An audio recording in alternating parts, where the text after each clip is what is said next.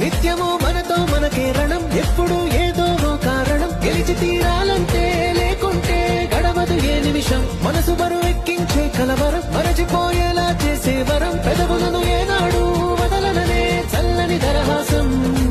కొమ్మల్లో విరిసిన నవ్వై, కొండల్లో కురిసిన నవ్వై, మబ్బుల్లో మెరిసిన నవ్వై, కిలకిలలే పువ్వుల హారాలే.